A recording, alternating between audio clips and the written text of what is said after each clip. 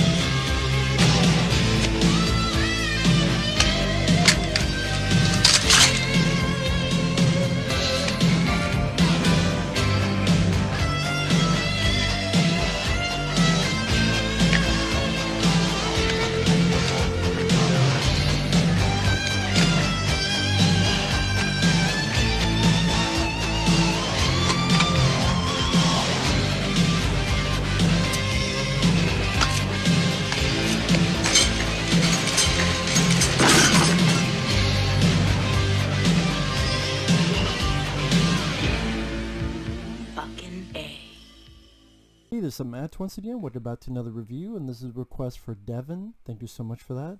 If anyone wants to request any other type of reviews or re-reviews or topics or reviews of movies or other stuff, reactions, pretty much anything, you can request it either directly to my PayPal, send it there, or join my Patreon. Both links are down below in the info box. I'll get to it as soon as I can. But this is a review for The Mighty from 1998. Now, the film, I believe I've heard of this movie.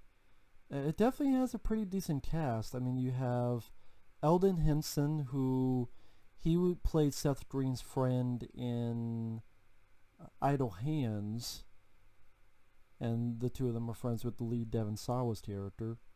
You have Kieran Culkin, the brother of Macaulay Culkin. You have Sharon Stone, who plays Culkin's mom.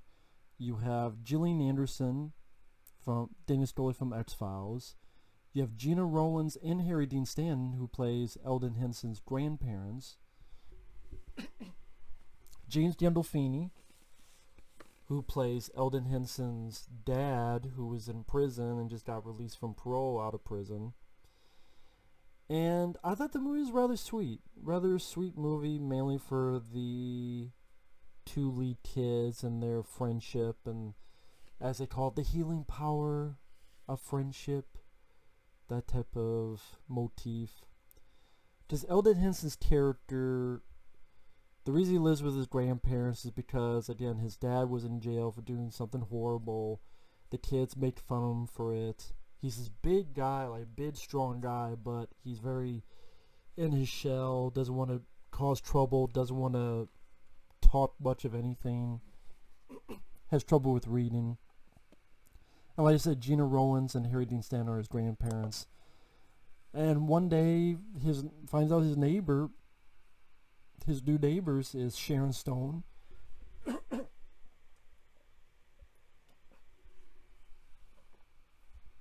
Sharon Stone and her son, played by Kieran Culkin. And Kieran has this, I forget what the actual term was, but deficiency of the heart.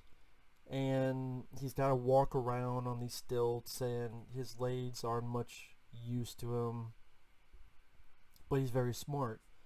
So he's teaching Elden how to read, and they start this bond that I thought both of the actors worked rather well together, and it didn't come off as cheesy or corny or any of the sort. And, you know, as one person put it, he became my brain and I became his legs. And so Elden Henson would lift Kieran Culkin onto his shoulder so he could see the fireworks, or the both of them running away from bullies. Meanwhile, Kieran is getting him and helping him read by focusing on King Arthur. And so they both really get into this King Arthur frame of mind where, like, they're walking around, they take these journeys around the city, at times they do good deeds. At one point, there's this asshole hassling this woman at a cafe, and Kieran is helping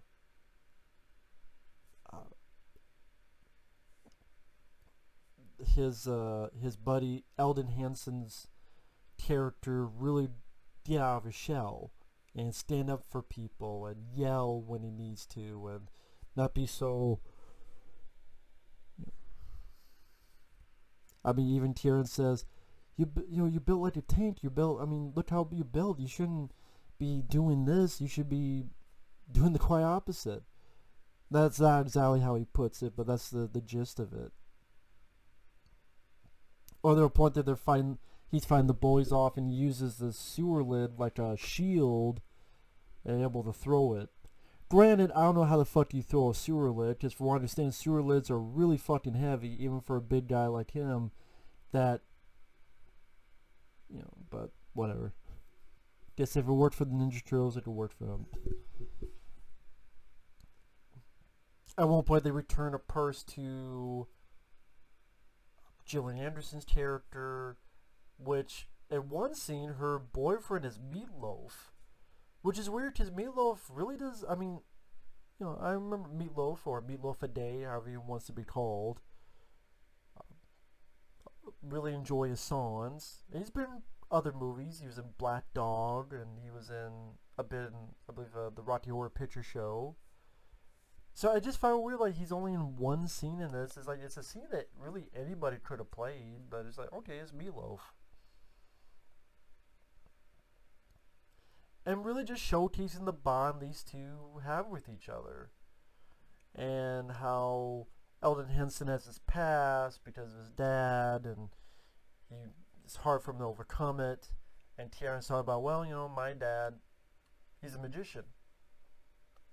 Because one day my mom told him what was going on with me, and the next day he disappeared. So they both have issues dealing with fathers, granted very different matters. Which then, at one point, Kieran, he's eating too much spaghetti at school, and he's trying to pretend like he's the godfather to make friends, but he's choking, so he's taken to the hospital. Elden Henson, at one point, he gets kidnapped by his dad, James Gandolfini, but Kieran comes in to help him out. And again, they definitely have the good acting moments, like Elden Henson, when he stands up to his dad. James Gandolfini, another guy we lost.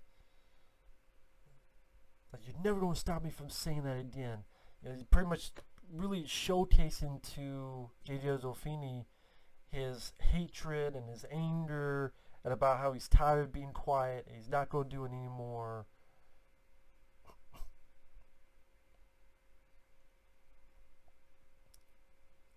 I do wonder if there are people that thought this was a bit weird of a turn. Not weird, but how most of the film is this buddy coming-of-age movie, and then all of a sudden now it's this guy being kidnapped by his dad, and Kieran has this stuff to spray James Gandolfini in the eyes. Like, I wonder if people thought this was too much of a shift in tone. I can understand if people said that, but to me, it worked fine for what it was. I think mainly because of the actors. If the actors didn't make it work, then maybe I could see why it would be more of a weird shift in tone. But again, Gillian Anderson, interesting to see her play a role that's very different from Dana Stoli. Like, nothing of this is like Dana Stoli. She's more kind of a, I don't know if you want to call her a hooker, but she certainly seemed like one. Like, what you been doing these days? Nothing. Nothing's a drag, kid. Think about it. So again, being a big fan of the X-Files, it was cool to see Gillian Anderson play something against her Dana Stoli type that she's been known to this day for.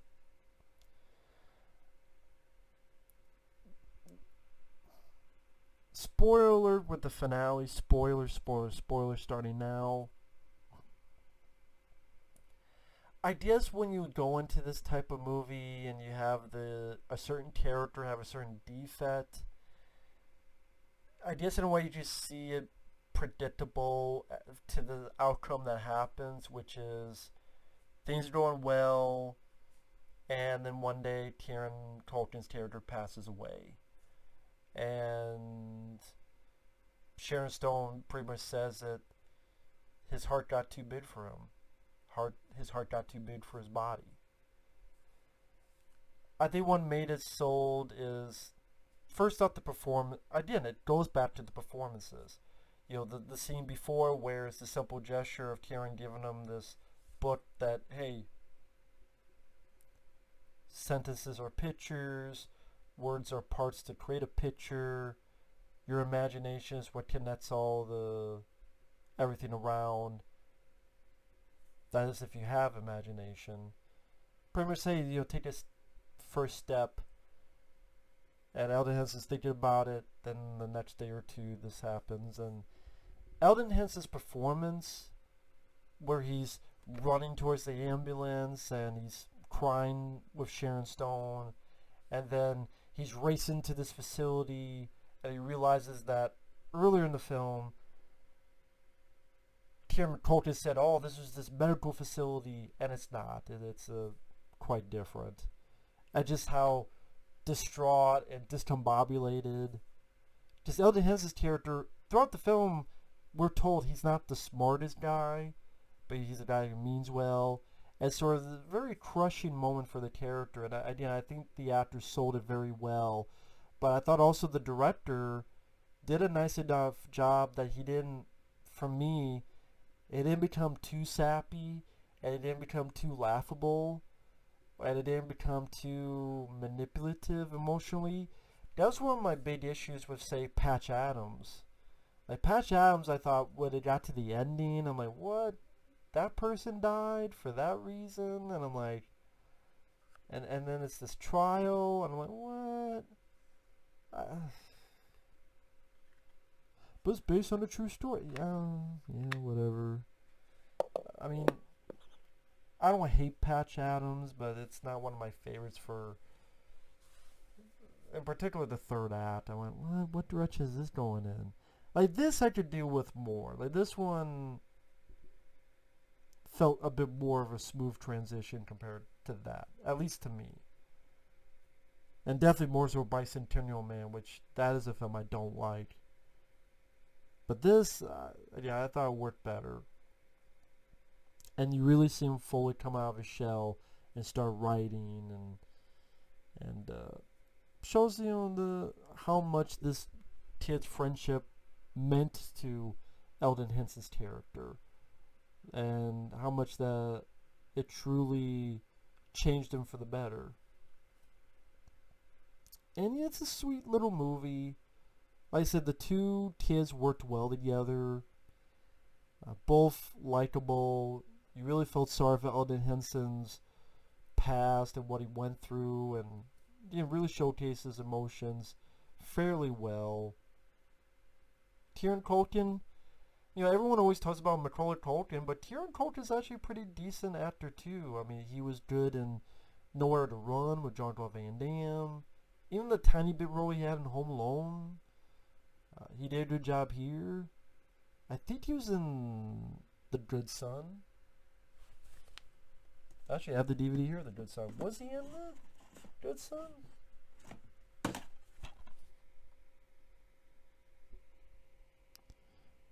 Well, it's probably not going to say back here because he's not a big part of the movie. But, oh well. I think he is. No, never mind. I'm thinking of something else. No, he's not in the movie. I think there's like a picture that references him. I think that's what I'm thinking of. Oh well. People are like, who gives a shit? Yeah, I know. I mean, I don't really have a lot of issues. Again, I just see people be like, oh, that's the ending. I just see people thinking the ending's a bit predictable or going that fashion. I mean, it's not the first or last movie that if a person has some type of going on, that's the way it ends. So again, like I said, it's not the most original. And maybe some people will feel it's emotionally manipulative. I mean, for me, I thought it was done better here than others.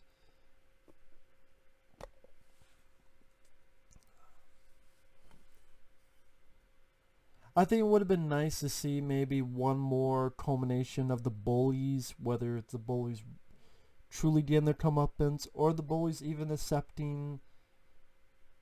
It seems like it's working towards that because Elden Henson's character speaks up in class, and the others take notes like, what? Huh? He did that? But maybe even if some of them went, okay, hey, we're sorry about what happened.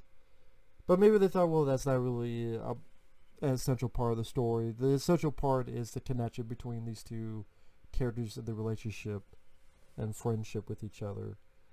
Also, what I found funny is Kieran Culkin's character's name is Kevin Dillon. So I'm like, it's Kevin Dillon? He's going to fight the Blob? Did he fight the Blob before? So I'm like, wait, Kieran Culkin's character is Kevin Dillon? Wait a minute. He's on Entourage now? Like, he fought the Blob. He got out of being Platoon, and he fought the Blob until he joined the Entourage. So that was interesting. That made me laugh for a couple seconds. Yeah, not a bad, dramatic movie. The acting really, propelled the story. It went at a good pace, never got bored. Yeah, didn't mind the film. That was pretty decent. So with that said, thanks for watching. Take care, and we will see you guys later. Bye-bye.